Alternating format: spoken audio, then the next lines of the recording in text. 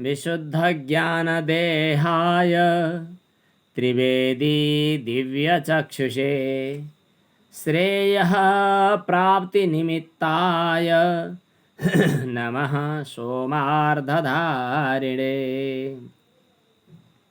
शङ्करं शङ्कराचार्यं केशवं बादरायणं सूत्रभाष्यकृतौ वन्दे भगवन्तौ पुनः पुनः। ईश्वरो गुरुरात्मेति मूर्तिभेदविभागिने व्योमवद्व्याप्तदेहाय दक्षिणामूर्तये नमः। अज्ञानतिमिरान्धस्य ज्ञानाञ्जनशलाकया चक्षुरुन्मीलितं येन तस्मै श्री गुरवे नमः। सद्गुरुदेव भगवानलाई प्रणाम। जहिले पनि ग्रन्थको आरम्भमा गुरु परम्परालाई, गुरु भगवानलाई वन्दना गर्नुपर्छ गुरुको रूपमा। हामी ब्रह्मसूत्रको निरन्तर सत्सङ्ग स्वाध्यायमा जुटेका छौँ। ब्रह्मसूत्रको पहिलो अध्यायको पहिलो पाउ अनि त्यसमा अहिलेसम्म हामीले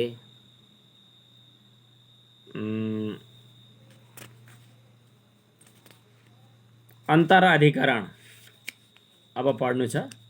यसभन्दा अघि आनन्दमयाधिकरणमा हामी पुगेका थियौँ। आनन्दमय भनेको के हो?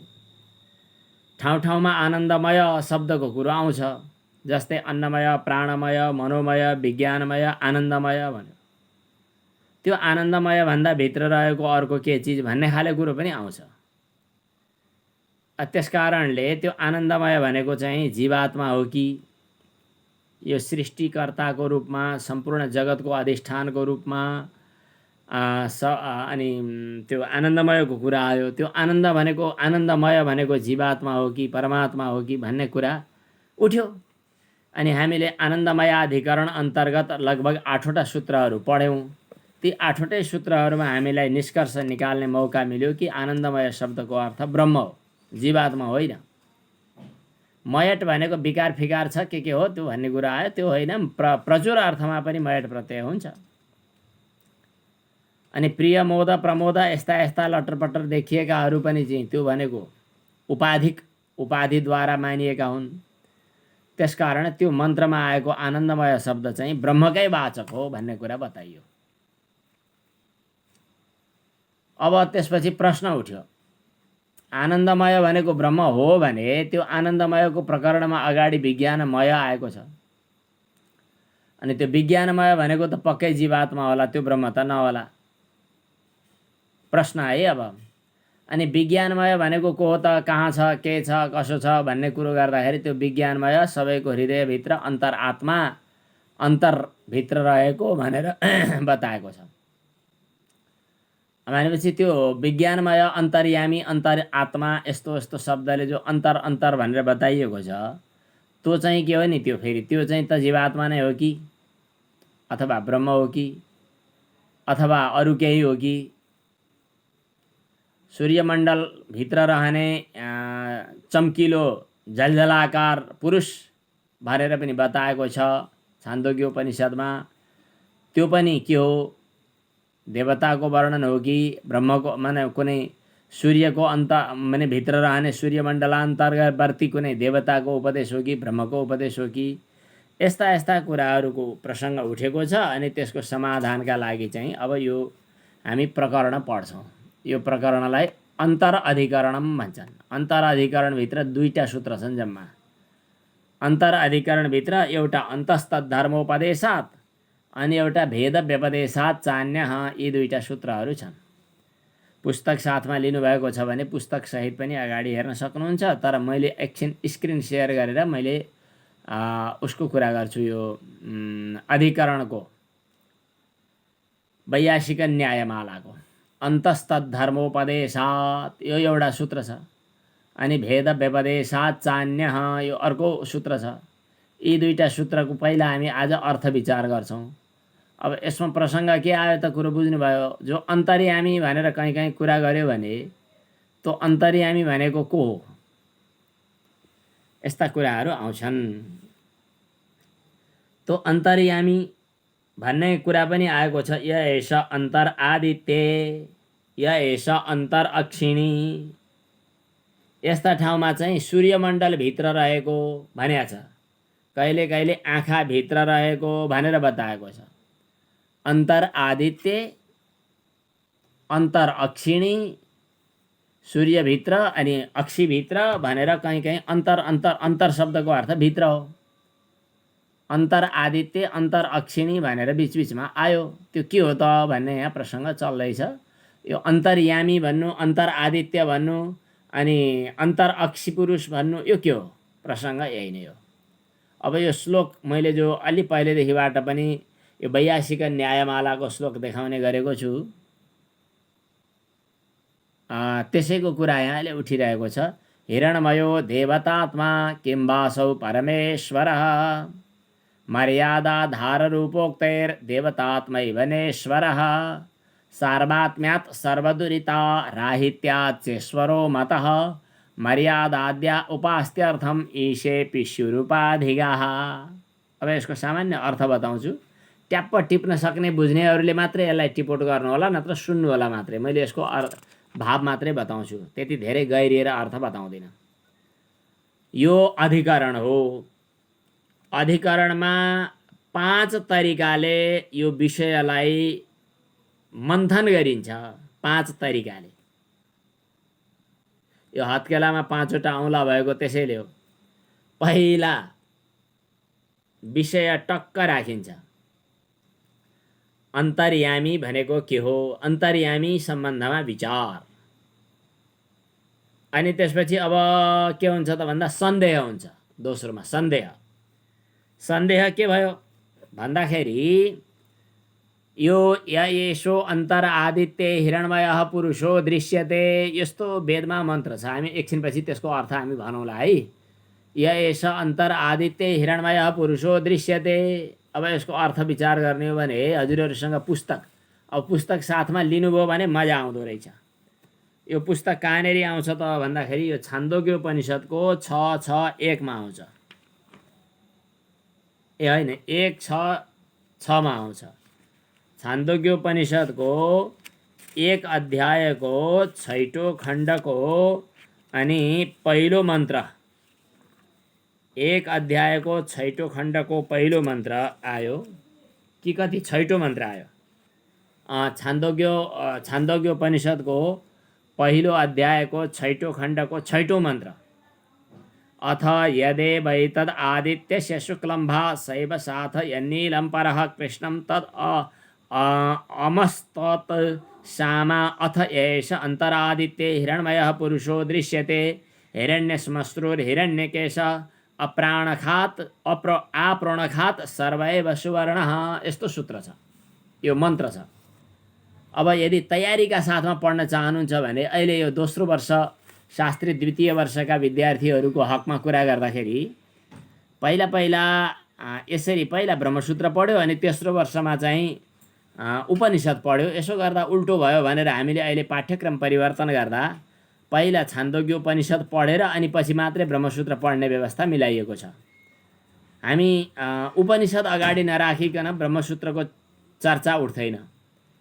छान्दोग्योपनिषद पढ्न बाँकी छ, यो एउटा हाम्रो क्रम मिलेको छैन। छान्दोग्योपनिषदको यो मन्त्र जो आयो, यो मन्त्रमा प्रसङ्ग के छ भने सूर्यमण्डलमा एउटा ज्योति चमक छ, एउटा चाहिँ निलो वर्ण श्यामलता छ। हुन त हामीले हेर्दा आकाशमा सूर्यको किरणमा निलो वर्ण कहाँ होला र देख्दैनौँ, तर त्यतिखेरका ऋषि विज्ञानले चाहिँ त्यहाँ निलो वर्ण पनि देखायो।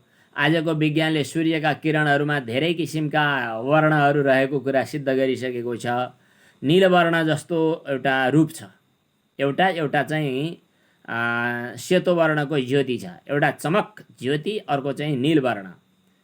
त्यो ज्योति चमक जो हो नि त्यो ऋग्वेद हो। नीलवर्ण अथवा त्यहाँ देखिएको श्याम भाव जो हो त्यो चाहिँ सामवर्ण हो। नीलवर्ण र सामवर्ण अथवा ऋग्वेद र ज्योति, यी दुईटा कुराहरू एक आपसमा अधिष्ठित छन्। यो नीलवर्ण रूपी साम शुक्ल ज्योति रूपी ऋगमा अधिष्ठित छ भन्ने अघिल्लो मन्त्र आएको छ। ऋग मन्त्रमा अधिष्ठित सामको हामीले साम मन्त्र पढेर गान गर्दछौँ भनेर बताएको छ। यो तरिका उपनिषदको उपासनाका प्रकरणमा अधिदेवको वर्णन गर्ने तरिका, यो अध्यात्मसँग पनि सम्बन्ध हुन्छ। अब त्यहीँनेरि बतायो त्यो आदित्य भनेको सूर्यमण्डल, सूर्यमण्डलमा जो सेतो प्रकाश छ त्यसलाई सा भन्ने रे, अनि निलो निलो वर्ण जो श्यामल भाव छ त्यसलाई अम भन्ने रे। त्यो सा र अम मिलेपछि साम हुन्छ। अनि त्यो साम भनेको चाहिँ साम मन्त्रद्वारा सूर्यमण्डलान्तर्वर्ती देवताको उपासना हुन्छ, साम मन्त्र सामगानहरूबाट। अनि सूर्यमण्डलभित्र एउटा सुवर्णमय मानव पुरुष छ, अधिदेव भनौँ न, देवता, एउटा कोही पुरुष। त्यो सुवर्ण जस्तै भनेको आगोमा तपाउँदै गरेको चम्किलो सुनको जस्तो चमकदार, त्यस्तो त्यसको वर्ण छ। अब त्यहाँ विचित्र ढङ्गले एउटा हिरण्यश्मश्रु भनेर वर्णन गरेको छ। ऊ दाढी जुङ्गावाला, चट्ट बटारेको जुङ्गा, दाढी कैला कैला, राता राता, राता पनि भनिँदैन यहाँ, पहेँला पहेँला दाढी भनेर लेखिया छ। अनि सुवर्ण पत्र जस्तै के मतलब सुन जस्तै चम्किलो रौँ, जसको जुन पुरुषको चाहिँ शिरदेखि नख पर्यन्त सबै सुवर्णमय जस्तो चमकदार देखिन्छ भनेर सूर्यमण्डलान्तर्वर्ती कुनै पुरुषको त्यहाँ प्रसङ्ग उठाइएको छ, चर्चा। कहाँ? छान्दोग्य उपनिषदको पहिलो अध्यायको 6औं खण्डको 6औं सूत्रमा, मन्त्रमा। अब यसका अरू धेरै तात्पर्यहरू, अरू धेरै अर्थहरू पढ्न त्यही भाष्यको, त्यही चाहिँ छान्दोग्य उपनिषदको भाष्य पढौँला, अथवा छान्दोग्य उपनिषदको रहस्यहरू विचार गरौँला। तर त्यहाँ एउटा कुरा भन्यो, यति टिपौँ है, अहिले धेरै कुरा अलमल हुन्छ। के बतायो त भन्दा सूर्यमण्डलभित्र रहने एउटा कुनै देवता भन्यो। अब त्यो चम्किलो सुनौलो रूप भएको छ इत्यादि कुराहरू तपसिल। अहिले हाम्रो प्रसङ्ग यति मात्रै छ कि सूर्यमण्डलभित्र रहने कुनै सुवर्णमय पुरुष भनिएको छ। अब यहाँ कुरा उठ्यो सूर्यमण्डलभित्र रहने भन्यो, सूर्यमण्डलान्तर्वर्ती पुरुष। हजुरहरूलाई विशेष गरी यो गायत्री मन्त्र जप्ने बेला, बिहान सूर्य अर्घ्य दिने बेला अथवा गायत्री मन्त्र जप्ने बेला ध्यान गर्ने मन्त्र सिकाए कि सिकाएनन्? ध्येय सदा सवित्री मण्डल मध्यवर्ती। भगवान् विष्णुकै स्तुति हो हुन त, पूजा गर्दा अरू बेला पनि भन्छन् ध्येय सदा, सधैँ ध्यान गर्नु, सवित्री मण्डल मध्यवर्ती, सूर्यमण्डलको माझमा बस्ने, नारायण सरसिजासन सन्निविष्ट, कुनै नारायण तत्त्व जो कमलको आसनमा रहेको छ, जो सूर्यमण्डलान्तर्वर्ती पुरुष हो। ध्येय सदा सवित्री मण्डल मध्यवर्ती, नारायण सरसिजासन सन्निविष्ट, केयूरवान मकर कुण्डलवान, केयूर बाला पाउजु, अनि मकर कुण्डल, अनि चाहिँ यो कानमा लगाउने, नाकमा लगाउने के हुन्? मकर कुण्डलमा हारी हिरणमय बपुर धृत शङ्खचक्र, सुवर्णमय शरीर भएको, शङ्खचक्र हातमा लिएको इत्यादि कुराहरू आएका छन्। पुराणमा कुनै देवताको पुरुषको स्वरूप वर्णन गर्ने क्रमको पनि विचित्र रहस्य हुँदो रहेछ। अरू कुराहरू हामी अर्को प्रसङ्गमा भनौँला। आज यहाँ यो वेदको, यो उपनिषदको मन्त्रको रहस्यको एउटा पाटो मात्रै हामीले उद्भावन गर्दैछौँ कि सूर्यमण्डलभित्र रहने देवता भनेको छ, सूर्यमण्डलान्तर्वर्ती देवता भनेको के हो। त्यही मन्त्रको अर्को पाटोमा के लेखेको छ? आपरणखात सर्वैव सुवर्ण, नङदेखि शिरसम्म सबै सुनौलो छ। तस्य यथा, अनि अर्को मन्त्र छ कप्यासम पुण्डरीकमेव अक्षिणी तस्य उदिति नाम, स एष सर्वेभ्य पापमभ्य उदेति हवै सर्वेभ्य पापमभ्य य एवं वेद। त्यहाँ कमलकै जस्तो चम्किलो के प्रकाशमय फराकिलो आँखा भएका यस्तो देवता, जो अरुण रातो रातो वर्ण भएको कमलको जस्तै आँखा भएका, त्यस्ता देवताको नाम उत भन्ने हो। सम्पूर्ण पापबाट माथि उठेको हुनाले त्यसलाई उत भनेर भनिन्छ। उत नाम गरेको देवताको जसले उपासना गर्दछ त्यो पापबाट मुक्त हुन्छ भनेर अधिदेवताको वर्णन गर्ने क्रममा बतायो। कहाँ? छान्दोग्य उपनिषदमा। अधिदेवता भनेको ऊ आकाशमा बस्ने देवता। तीनटा पाटाहरू हामीले भन्यौँ नि बेला बेलामा, सम्झनामा छ होला नि। अधिदेव माथि देखाइयो, अनि अध्यात्म, अनि तल देखाइयो अधिभूत। यी तीनटै औँलाले देखायो। कसले भन्छ नि अर्कालाई दोषी छ भनेर यस्तरी चोरी औँलो देखाउने हो भने एउटा औँलो त उता गयो, अनि 5वटा कि 4वटा औँलाले आफूतिर म दोषी ऊ दोषी भनेर देखायो भने अनि आफूलाई फर्काएको हुन्छ अरे। आफू दोषी भएर अरू दोषी। एउटा औँलाले त अर्कालाई देखायो, 4वटा औँलाले आफूलाई देखाउँछ भने त्यो त प्रसङ्गवशात बताएँ। यहाँनेरि 3टा औँला मात्रै राखौँ न। यसो गरौँ, एउटा चाहिँ अधिदेव, अधिदेव भनेको सूर्य, अनि अधिभूत भनेको भौतिक पदार्थहरू रूप, अध्यात्म भनेको हामीभित्रको चक्षु इन्द्रिय देवता अथवा यहाँभित्र, अध्यात्म भनेपछि यहाँ, अधिभूत भनेपछि वहाँ, अधिदेव भनेपछि वहाँ, अधिभूत भनेपछि अब कहाँ? यहाँ तल, यहाँ। अध्यात्म, अधिदेव र अधिभूत, यी तीनटाहरूको त्रिपुटी। 3टा खुट्टाले नटेकिकन ओदान काम लाग्दैन हैन। 3टा अध्यात्म, अधिदेव र अधिभूत भए। अब अधिदेवको वर्णन गर्ने बेलामा सूर्यमण्डल, पुराणमा बताइएका वर्णनहरू पनि विचित्रका कथाहरू, नपत्याउँ जस्ता लाग्ने कथाहरू पनि आउँछन्। ती कथाले जे सुन्यो त्यही भनेको हुँदो रहेछ, अर्कै थोक भने आउँदो रहेछ। कहाँ आकाशमा के बृहस्पति नाम गरेका एउटा मान्छे थिए कि के थिए नि, अब बृहस्पति हामी ग्रह भन्छौँ। एउटा बृहस्पति नाम गरेका देवताका गुरु थिए। उनकी दुलहीको नाम तारा थियो, अनि उनका यजमान चन्द्रमा थिए। ती चन्द्रमा कहाँ ती केही दिन म यसो घुमेर आउँछु भनेर तारा गइछन्। गएको बेला चन्द्रमाले गर्भवती बनाइदिएछन्। अनि उनी फर्केर आउँदाखेरि अनि पेट ठुलो भएछ। अनि के गर्ने भन्ने त्यस्तै छलफल चल्यो। पछि गएर बच्चा जन्मियो, त्यो बुध रहेछ। अनि त्यो कसको हो भन्ने कुरामा झगडा भयो। कस्तो कथा छ विचित्रको। त्यो कथा लेख्ने मान्छेले पनि यति कुरो त पक्कै सोच्दो हो नि, मैले यति विधिपूर्वक लेख्दैछु। मान्छेले नपत्याउन सक्छन् चन्द्रमा अनि ताराको बिहे झगडा, अनि बृहस्पति नपत्याउन सक्छन्। पत्याउने खाले लेखौँ त भन्ने बुद्धि आउँदो होला नि सामान्यतया। तर जे लेख्दैछन् त्यसले लेखेका कुराहरूले देखेको कुरा अर्कै छ। फेरि बृहस्पति भनेको कहाँ? ज्ञानसँग सम्बन्धित देवता। बृहस्पति उच्च छ भने यो विद्वान हुन्छ भनेर ज्योतिषी बाजेले बताउँछन्। बृहस्पति नीच भयो भने यसको विद्या चाहिँ काम लाग्दैन, यो शत्रुगृही रहेछ, यसले पढेको सफल हुँदैन, यसलाई पढाइतिर भन्दा यता प्राविधिक लाइनतिर पठाइदेऊ। यता शुक्र चाहिँ अलि तगडा छन्, शनि तगडा। तपाईँहरू कतैले यसले ज्योतिष जान्दो रहेछ भन्ने बुझ्नुभयो भने त्यो भ्रान्ति हो है फेरि। अनि कुन दिन फेरि पात्रो लिएर हात देखाउन आउनु होला, त्यो चाहिँ होइन। म यति मात्रै कुरो बुझ्दैछु कि पुराणमा वेदले बताएको कुराको व्याख्या गरिन्छ। व्याख्या गर्दा कतै अन्यथा जस्तो लाग्छ, तर वेदले मूलतः के बताएको हुन्छ त भन्दा यी देवता अधिदेव हुन्, तिनको अध्यात्मसँग सम्बन्ध छ, र अध्यात्म र अधिदेव अधिभूतमा पनि देखिन्छन्। अधिदेव, अध्यात्म र अधिभूत।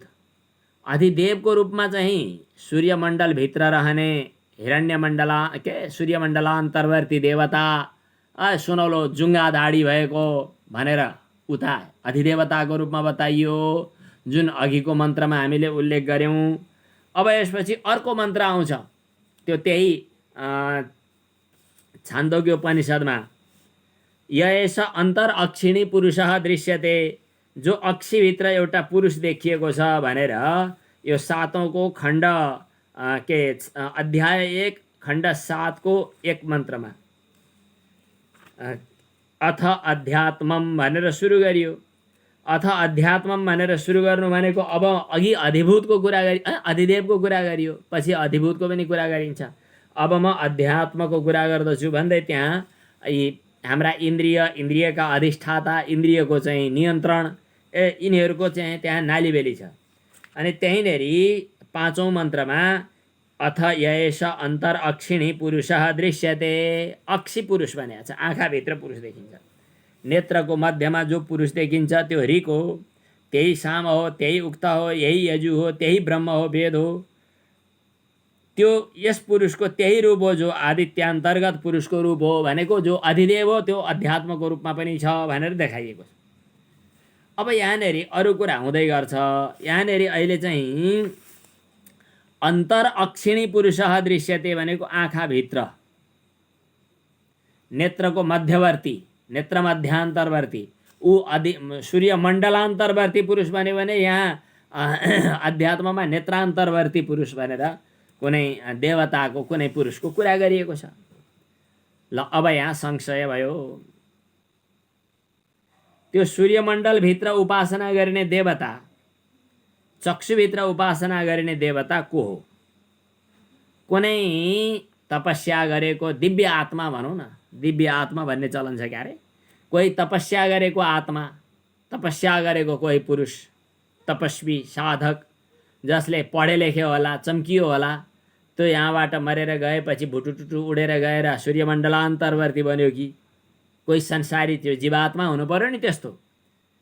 अनि कोही आँखाभित्र पनि त्यस्तै जीवात्मा पुरुष बसिया हो कि, अथवा हामी नै जीवात्मा यहाँ आँखाको भित्रको पुरुष भनेर जीवात्मालाई उपासना गर्न भने हो कि नित्य सिद्ध पुरुष परमात्मालाई यहाँ उपासना गर्न भनेको हो भन्ने कुरा चाहिँ यहाँ उठिरहेको छ। अघि हामीले जुन श्लोकको कुरा उठायौँ त्यहाँ यही कुरा चल्दैछ।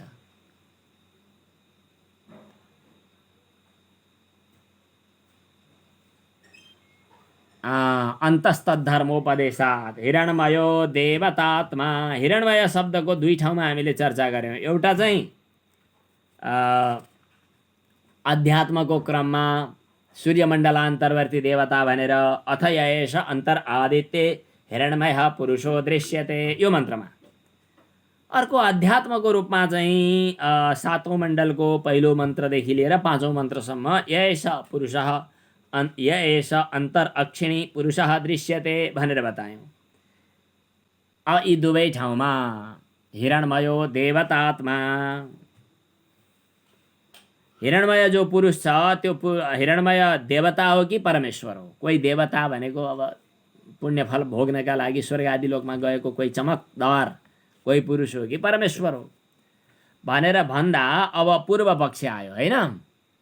हिरणमयो देवतात्मा किम्बासौ परमेश्वरः भनेपछि अब यो के हो? संशय हो। पहिला विषय अनि संशय। अब तेस्रो औँला भाँच्नुस्। तेस्रो औँला के हो त भन्दाखेरि पूर्व पक्ष हैन। पूर्व पक्ष के आयो त? मर्यादाधार रूपोक्तेर देवतात्मैव नेश्वरः। त्यसको मर्यादा भनेको सीमा छ। सीमा भनेको यहाँसम्म त्यहाँसम्म भनेर अंश लागेको छ, बार बाँधेको छ। त्यसकारणले एउटा मर्यादा भएको कारणले, मर्यादा भनेको सीमा हो। साँझ के साँझ, साध सीमा भन्छन्, साँझ होइन साध, साध सीमा, सीमा लागेको हुनाले, अर्को चाहिँ उसको आधारको पनि कुरा गरेको हुनाले, अनि त्यसपछि रूप पनि बताएको हुनाले, रूप भनेको सुनौलो, आगोमा तपाएको सुन जसरी पहेँलो चमकदार हुन्छ हो त्यस्तै पहेँलो सुनौलो भनेर भन्यो अघि। कल्पना त हो, उसका जुङ्गा पनि पहेँला, शरीर टाउकोदेखि टुप्पीदेखि नङसम्म पहेँलो भनेर वर्णन गरिदिएको छ उपनिषद मन्त्रमा। के हो त्यस्तो? रूपको पनि वर्णन गरेको छ। पक्कै पनि रूपरहित ब्रह्म तत्त्वलाई, परमात्मालाई यस्तो भन्न मिल्दैन। सर्वव्यापक भएको ब्रह्मलाई सीमाभित्र हाल्न मिल्दैन।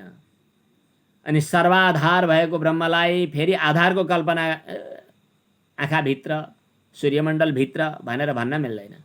त्यसकारणले तपाईँले भन्नुभएको कुरा जो हो अन्तर आदित्य, अन्तर अक्षिणी भनिएको चिज चाहिँ के होइन भन्दा कुनै संसारी जीवात्मा होइन, अथवा देवतात्मा पनि कोही होइन।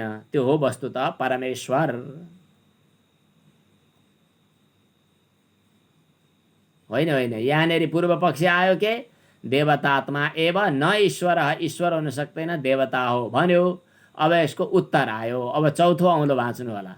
उत्तर आयो। उत्तरमा के आयो त भन्दा सार्वात्म्यात्। हामी जसको चर्चा गर्दैछौँ त्यो ब्रह्मतत्त्व सर्वात्मक छ, सर्वपापरहित छ। यहाँ सर्वात्मा सर्वपापरहित भन्ने कुरा अघिको मन्त्रमा आएको छ। हुन त त्यहाँ हिरण्मय पुरुष भन्यो, हिरण्मय पुरुष भने पनि त्यो कुनै देवता आत्मालाई भन्न खोजेको होइन, त्यो परम आत्मालाई, परमेश्वरलाई नै भन्न खोजेको हो। किनभने तपाईँले भन्न खोजेको जीवात्मा सर्वात्मक सर्वपाप शून्य हुन सक्दैन। सार्वत्म्यात भनेको के? सबैको आत्मा, हजुरको आत्मा, मेरो आत्मा, उसको आत्मा, सुरमुनिदेखि भुसुनासम्म व्यापक सबका घटमाटम्म ल सर्वात्मा। के को छुट्टा छुट्टै? तत्र को मोह क शोक एकत्वम अनुपश्यत। सबैको आत्मा भएको कुनै देवता आत्मा हुन सक्दैन, ब्रह्म हुनुपर्छ। सर्वदुरित राहित्यात् सम्पूर्ण पापबाट मुक्त भएको भने हुनाले पनि देवता हुन सक्दैन, ऊ ब्रह्म हुनुपर्छ। ईश्वरो मतः, परमेश्वर हुनुपर्दछ। अब त्यसो भए सीमा राखेको, मर्यादा, सीमा, आधार यस्तो उस्तो किन भनेको यो त बुझ्नका लागि, उपासनाका लागि, थाहा पाउनका लागि। यो गिलास छ नि, यो गिलासभित्र पनि खाली ठाउँ छ नि, हो त्यहाँ पनि आकाशै छ भन्यो कसैले, मानौ एकछिनका लागि। यो घैँटो छ नि, घैँटाभित्र पानी छैन, खाली घैँटो छ नि, यो खाली घैँटोभित्र आकाशै छ, हो कि होइन भनेर बुझायो। यसको मतलब आकाशभित्र मात्रै, के अरे घैँटोभित्र मात्रै आकाश छ भने हो त नि, बुझ्नका लागि, सर्वव्यापक आकाशलाई पनि बुझ्नका लागि, अथवा त्यही आकाशको व्यापकताले यहाँ पनि छुन्छ भन्नका लागि घैँटाभित्रको आकाश भन्छौँ। त्यो केका लागि? उपासनाका लागि, बुझ्नका लागि। यस्तो कुरा उपाधिले ईश्वरमा पनि कल्पना गर्न सकिन्छ, व्यापक परमेश्वर ब्रह्ममा पनि कल्पना गरेर यत्किञ्चित देशस्थ झैँ गरी कुरा गर्न मिल्छ। त्यस्तै कुरा गरे हो। वास्तवमा चाहिँ यो अन्तर भनेर भनेको चाहिँ परमात्मा नै हो भनेर बुझ्नुपर्छ है। अब यो हामीले चाहिँ वैयासिक न्यायमालाको रूपमा कुरा गऱ्यौँ। फेरि दोहोऱ्यौँ कि भइसक्यो? पक्कै पनि भयो। हिरण्मयो देवतात्मा किम्बासौ परमेश्वरः मर्यादाधाररूपोक्तैर्देवतात्मैव नेश्वरः सार्वात्म्यात् सर्वदुरित राहित्यात् चेश्वरो मतः मर्यादाद्याः उपास्त्यर्थम ईशेऽपि स्युरुपाधियाः। ईश्वरमा पनि यी उपाधिद्वारा मर्यादाहरूको कल्पना हुन्छ। अब यसलाई हजुरहरूले लिनुभएको त्यो हिन्दी टीका सहितको पुस्तक अगाडि लिनुहोस्, त्यहाँ जे लेखिएको छ अन्तः तद्धर्मोपदेशात्। अब सूत्रबाट अर्थ गरौँ, सूत्रको पंक्ति विचार गरेर अर्थ गरौँ। अन्तः भनेको भित्र, प्रसङ्गवशात् भित्र भनेको घरभित्र कि घैँटाभित्र कि के भित्र भन्दा हृदयभित्र अथवा सूर्यमण्डलभित्र। त्यो छान्दोग्योपनिषद्को त्यो पहिलो अध्यायको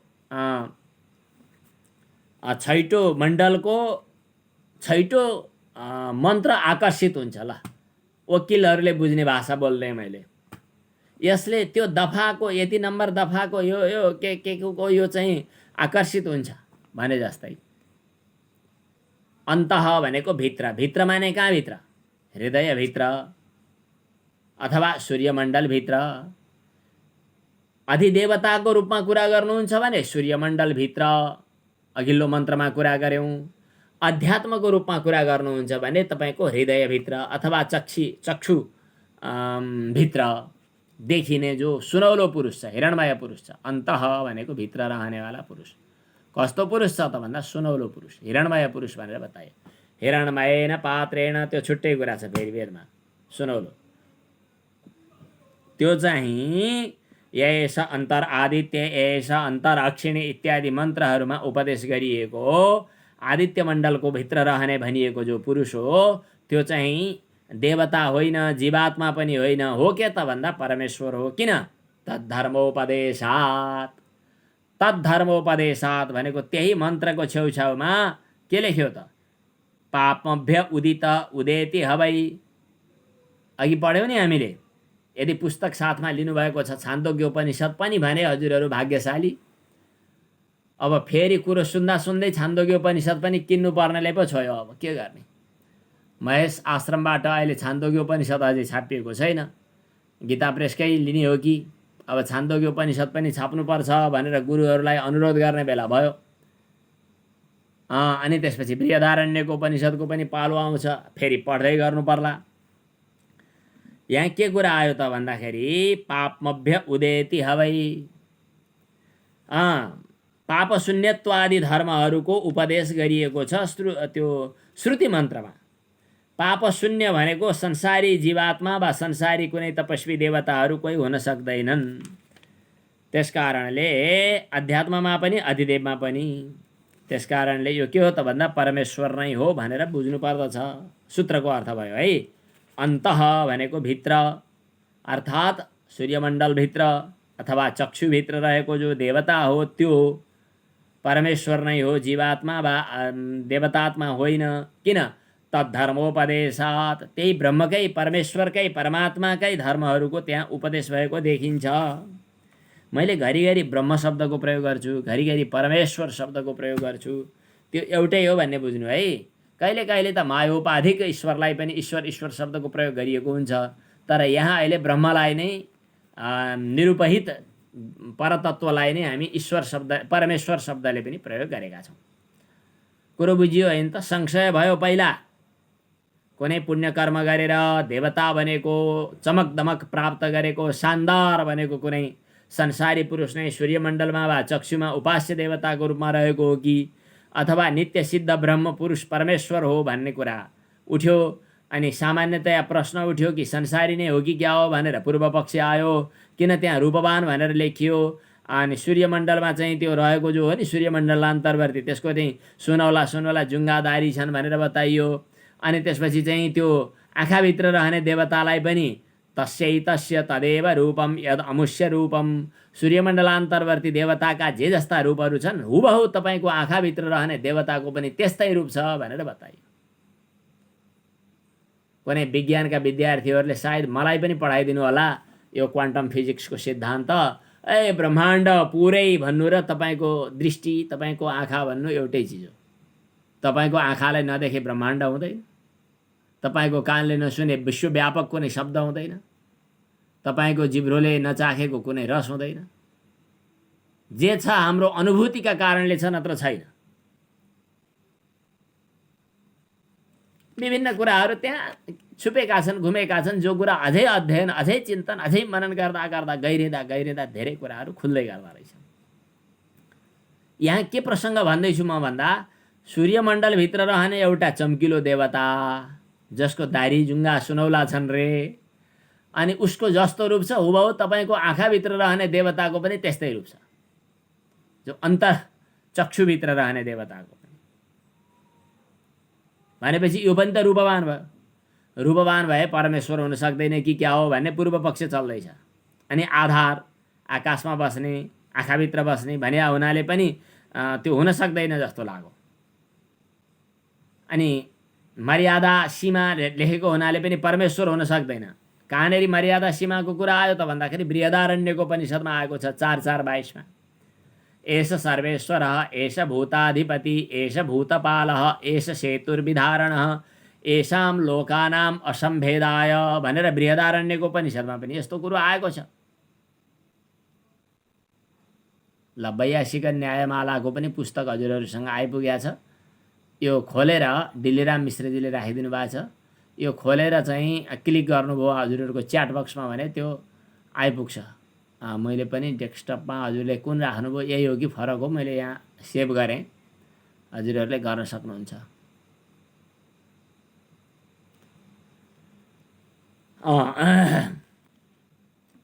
भन्दाखेरि अब निष्कर्ष के निक्ल्यो त? शङ्कराचार्यले लेख्नुभएको कुरा पनि मैले घरिघरि यसो आँखा घुमाउँदैछु कि संसारी जीवात्मा हुन सक्दैन। तद्धर्मोपदेशात्, परमेश्वरकै धर्म उदिति नाम उपाबाट मुक्त छ भन्ने कुराहरू गरेको हुनाले त्यो ब्रह्मलाई नै बताएको हो। त्यसकारण यहाँ अन्तर आदित्य अध्यात्मको दृष्टिले पनि अधिदेवको दृष्टिले पनि जे कुरा बतायो त्यो एउटै उही ब्रह्मतत्त्वलाई नै बतायो। हिरण्यश्मश्रु भनेर रूपादिका कुराहरू बताएको त परमात्मा परमेश्वरमा पनि हुन्छ। किन? परमात्मा परमेश्वर पनि आफ्नै गुणलाई स्वीकार गरेर कहिले कहिले साधकहरूलाई अनुग्रह गर्न एकछिन काल्पनिक रूप धारण गरिदिए झैँ गर्छ।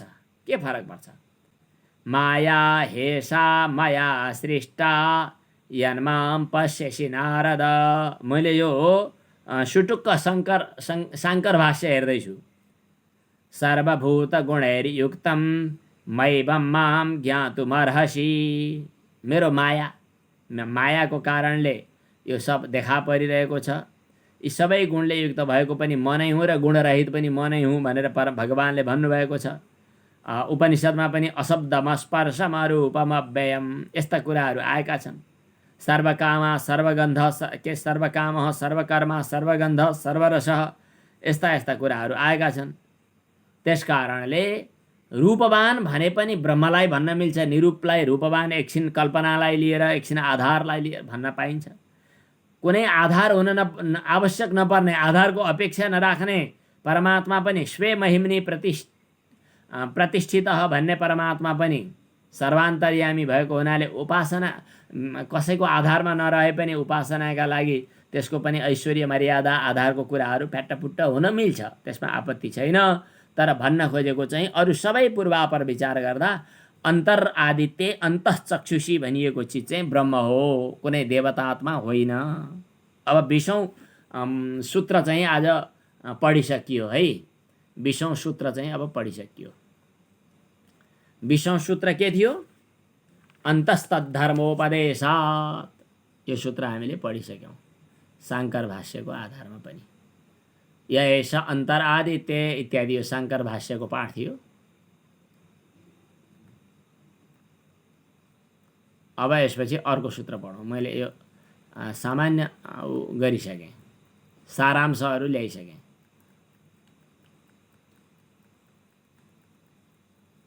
अब यसपछि अर्को भेद व्यपदेशात् चान्यः। अब यो अर्को सूत्र आयो है। भेद व्यपदेशात् चान्यः।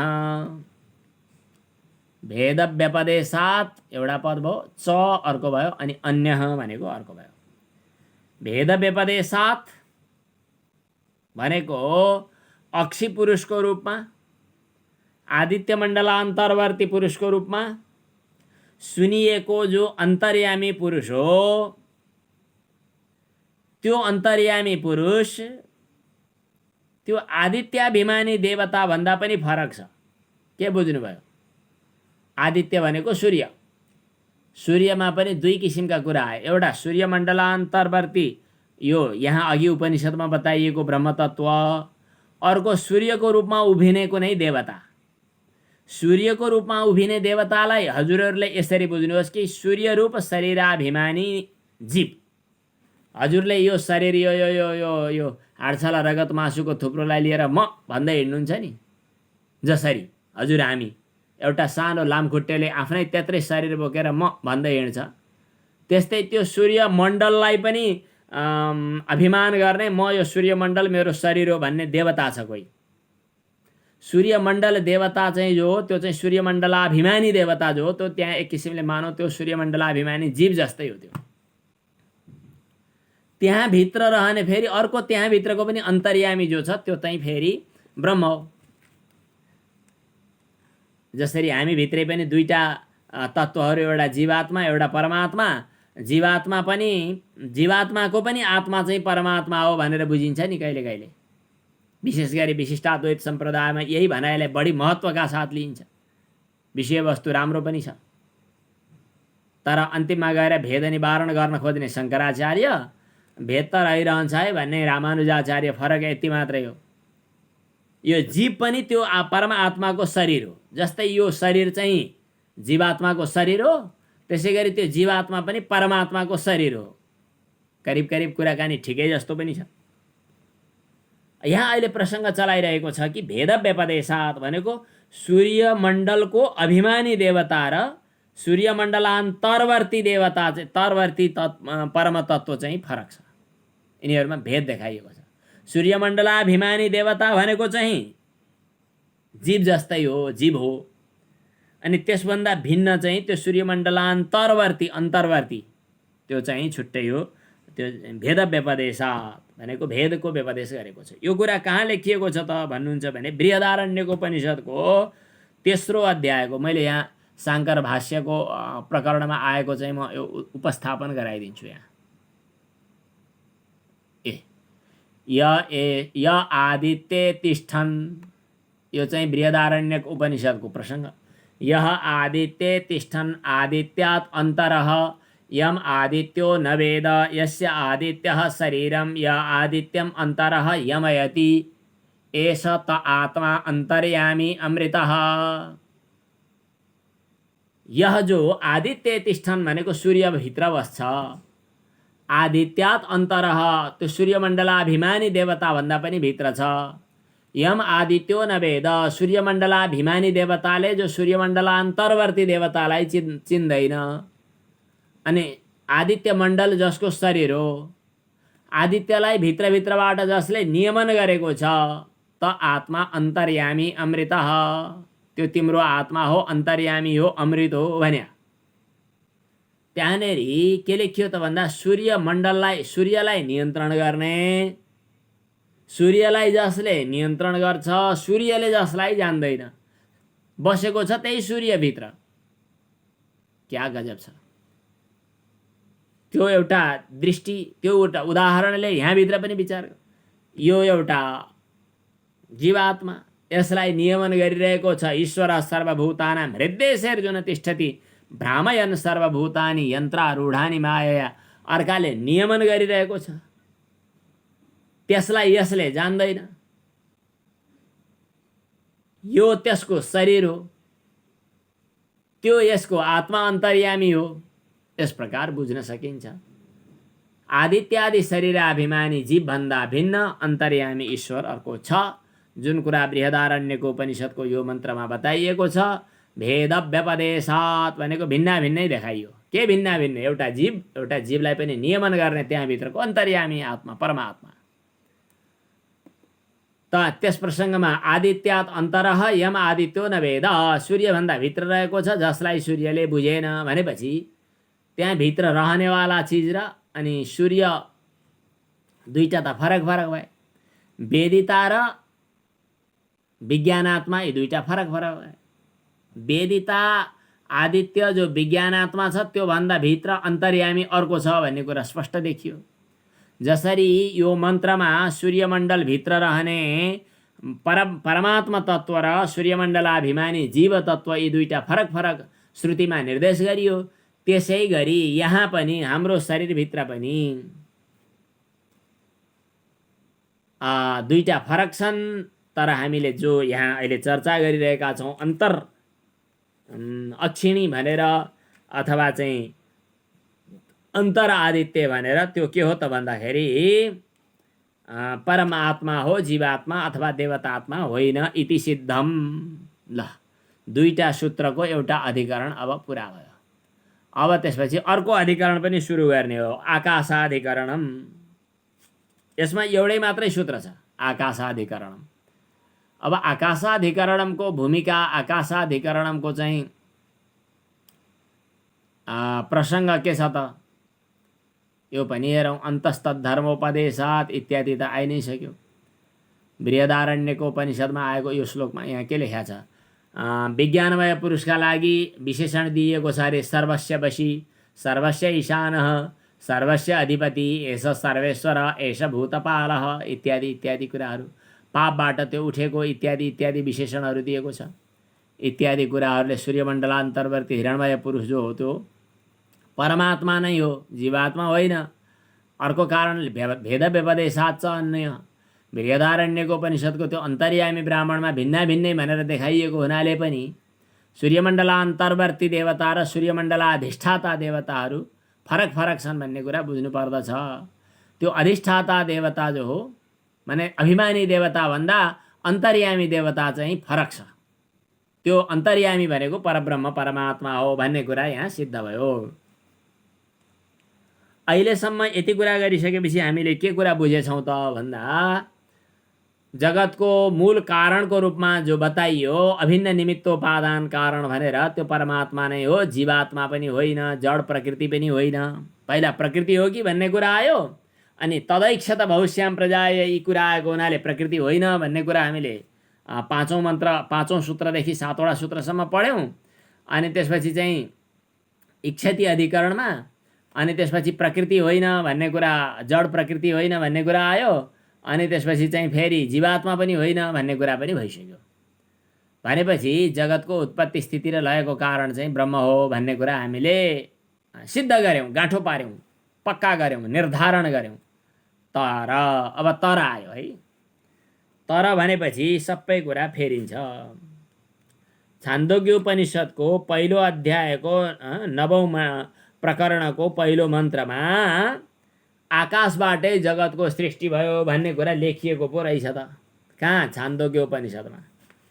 छान्दोग्य उपनिषदको पहिलो अध्यायको 9औं खण्डको पहिलो मन्त्रमा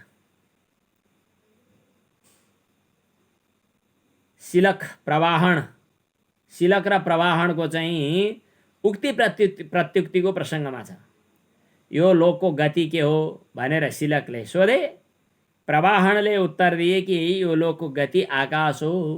मन्त्र पढ्नुभयो। अस्य लोकस्य का गति भन्दा अस्य लोकस्य आकाशः गति इति होवाच। सर्वाणि ह इमानि भूतानि। कहाँ छ यो मन्त्र? हजुरहरूलाई देखाइदेऊ मन्त्र यहाँ छ कि छैन हेरौँ है। यहाँ पुरा मन्त्र अलिकति सही। सर्वाणि ह इमानि भूतानि आकाशादेव समुत्पद्यन्ते। यसमा भन्दा अर्को पुस्तकमा अझ ठिकसँग लेखिएको होला।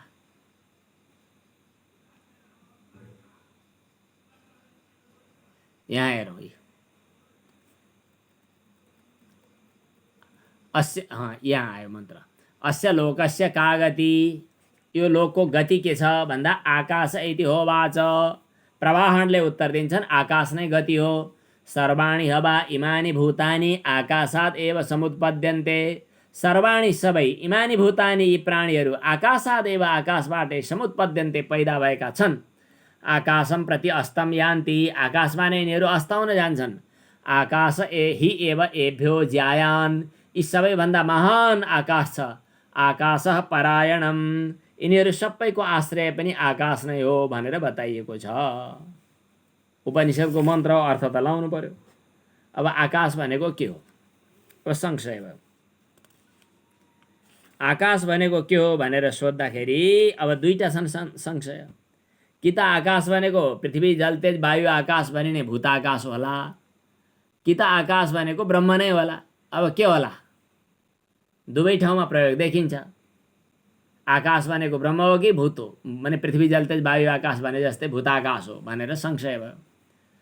भनेपछि आकाश शब्दको प्रयोग चाहिँ धेरै जसो यो लोक व्यवहारमा भूताकाशकै रूपमा प्रयोग छ। भूताकाश भनेको पृथ्वी जल तेज वायु आकाश भनेको बाहिर हामीले जसलाई आकाश देख्छौँ यही। कहीँ कहीँ ब्रह्ममा प्रयोग भएको पनि देखिन्छ। यदेश आकाश आनन्दो न स्यात्। तैत्तिरीय उपनिषदमा आकाश यदि आनन्द नभएको भए दुनियाँको के गति हुँदो भनिएको छ। आकाशो हवै नाम रूपयोर निर्वाहिता। आकाश नै नाम र रूपको आधार हो। यद अन्तरा तद ब्रह्म। यहाँ आकाश भनेर ब्रह्म नै भनेर बताएको पनि छ। अब यहाँ के होला त भन्ने संशय भयो।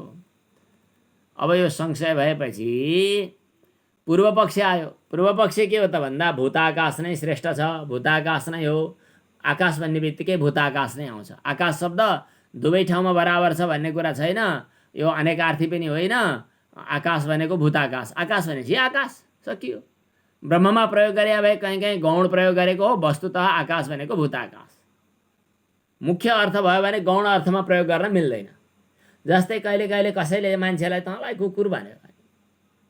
कुकुर त मान्छे त होइन त नि, त्यो मान्छे हो भने थाहा छँदैछ। थाहा हुँदाहुँदै तर नजिकमा कुकुर पनि छ भनेदेखि कुकुर भने कुकुरलाई नै भने बुझ्नुपर्छ। अगाडि उपस्थित छ भने त्यसलाई परित्याग गर्ने आधार हुँदैन। त्यसकारणले आकाश भनेको भूताकाश उपस्थित छँदैछ। त्यसकारणले भूताकाशै ठुलो कुरो हो। भूताकाश नै सबै दुनियाँको आधार पनि हो। आकाशबाटै पैदा हुन्छ, आकाशमै विलिन हुन्छ भन्ने कुरा पनि मिल्छ। त्यसकारणले आकाश भनेको चाहिँ भूताकाशै हो भनेर पूर्व पक्षीले भन्यो। अब सिद्धान्तीले भन्छ होइन होइन होइन, आत्माबाटै जगतको उत्पत्ति भयो इत्यादि बताएको छ। भूताकाश छुट्टै हो, आत्मा छुट्टै हो। यहाँ भूताकाशलाई होइन ब्रह्मलाई नै बताइएको हो भन्ने कुरा यहाँ बताइएको छ। आकाश तल्लिङ्गात। आकाश शब्दले यहाँ ब्रह्मलाई नै बताइयो। किन? तल्लिङ्गात भनेको आकाश शब्दले ब्रह्मलाई नै बताएको छ भन्ने कुरा अगाडि पछाडिको प्रकरण हेरेर बुझ्न सकिन्छ। किन? सर्वाणि हवा इमानि भूतानि। सबै प्राणीहरू आकाशबाटै पैदा भए। परब्रह्मबाटै प्राणीहरूको उत्पत्ति भयो भन्ने कुरा हामीले उपनिषद वेदान्तहरूमा सुनेकै छौँ। अब भूताकाशबाट उत्पत्ति भयो त कसरी भन्नु र? भूताकाशबाट उत्पत्ति भयो भन्ने कुरा भन्न मिल्दैन। आकाशमै गएर विलिन हुन्छ भनेको पनि ब्रह्ममा नै गएर विलिन हुन्छन् भने हो, भूताकाशमा होइन। किन? ज्यायान भनेको सबैभन्दा श्रेष्ठ भन्दै भन्दै गइराखेको छ। सबैभन्दा श्रेष्ठ भनेर भनिएको हुनाले त्यो आकाश भनेको चाहिँ ब्रह्म नै हो, भूताकाश होइन भन्ने कुरा यो सूत्रले, यो हाम्रो कतिौँ सूत्र भयो? यो 22औं सूत्रले हामीलाई बताइरहेको छ। अब सूत्रको अर्थ गरौँ है।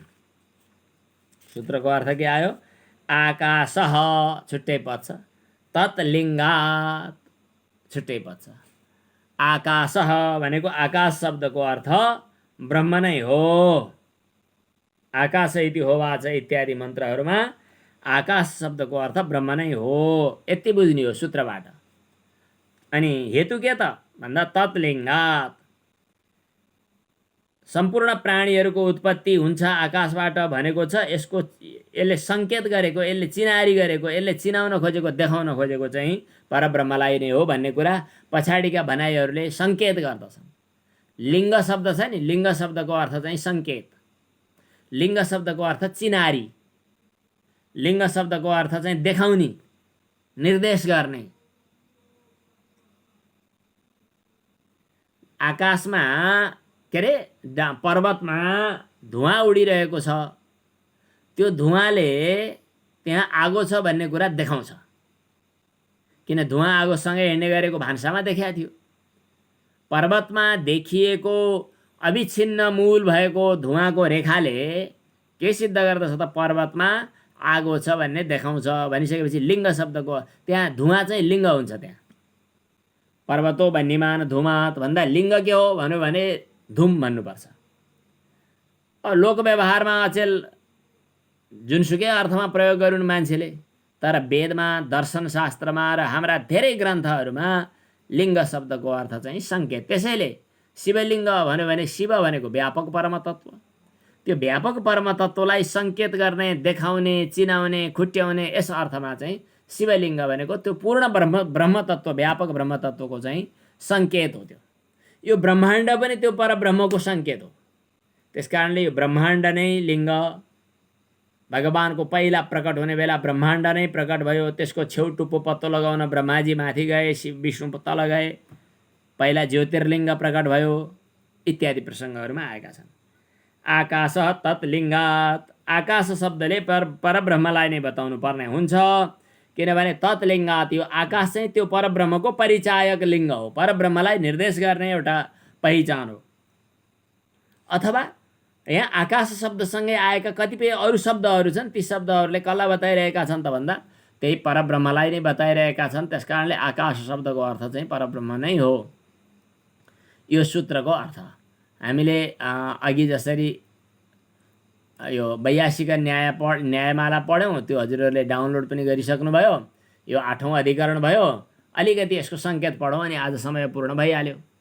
आकाश इति होवाच, आकाश इति होवाच भन्ने मन्त्र तयार गर्नु पर्यो। अब बृहदारण्यको आकाश इति होवाच सर्वाणि हवा इमानि भूतानि आकाशात् एव समुत्पद्यन्ते आकाशं प्रति अस्तम यान्ति आकाशो हि एव एभ्यो ज्यायान् आकाशः परायणम्। यहाँनेरि इत्यत्र, यहाँ आकाश इति होवाच इत्यत्र, यहाँ खम ब्रह्म वा अत्र खम, त्यहाँनेरि खम ब्रह्म वा अत्र खम। ख भने आकाश हो कि ब्रह्म? ब्रह्म हो। खम भनेको भूताकाश हो कि अथवा ब्रह्म हो भनेर भन्दाखेरि खम भनेको यहाँ भूताकाशै हो भन्ने कुरा पूर्व पक्षीले भने। किन भन्दाखेरि शब्दस्य रूढत्वात्, आकाश शब्दको त्यही भूताकाशमा नै प्रसिद्धि छ। अनि वायुवादे सर्जनादपि, आकाशबाट वायु आदि पैदा हुन्छन् भन्ने कुरा पनि आएको छ। हजुरहरूले तत्त्वबोध पढ्नुभयो नि सुरुमै, तत्त्वबोधको उत्तरार्धको सुरुमै, तस्माद् वा एतस्माद् आत्मनः आकाशः सम्भूतः आकाशात् वायुः, आकाशबाट वायु, वायुबाट तेज, तेजबाट जल, जलबाट पृथ्वी, यो क्रमले सृष्टि हुन्छ पनि त भनेकै छ हैन? त्यसकारणले पनि आकाश शब्दको अर्थ ख नै हो, अर्थात् भूताकाश हो भन्ने कुरा पूर्व पक्षीले भन्यो। अब सिद्धान्तीले भन्छ कि साकाश जगद उत्पत्ति हेतुत्वात्, आकाशसहित सम्पूर्ण जगतको पनि उत्पत्तिको हेतु भनेर कुरो उठेको छ, त्यो ब्रह्म नै हुन्छ, आकाश हुन सक्दैन। आकाशको उत्पत्ति आकाशबाट त हुँदैन। श्रौत रूढी त, तपाईँले रूढी प्रसिद्धि मान्नुहुन्छ, लोक प्रसिद्धि। हामी तपाईँको लोक प्रसिद्धि मान्दैनौँ, हामी श्रुति प्रसिद्धि मान्छौँ। श्रुति प्रसिद्धि भनेको आकाश भने ब्रह्म। एवकारादिना, आकाशात् एव भनेको छ, त्यहाँ ब्रह्म मिसाउने कुरै छैन, त्यस कारणले भने अरू मिसाउने कुरै छैन, ब्रह्म नै हो। एवकारादिना चात्र, अत्र यहाँ यस प्रसङ्गमा ब्रह्म एव आकाश शब्दितम, आकाश शब्दको वाच्यार्थ ब्रह्म नै हो। ओम पूर्णमदः पूर्णमिदं पूर्णात् पूर्णमुदच्यते पूर्णस्य पूर्णमादाय पूर्णमेवावशिष्यते। ओम शान्तिः शान्तिः शान्तिः। ओम।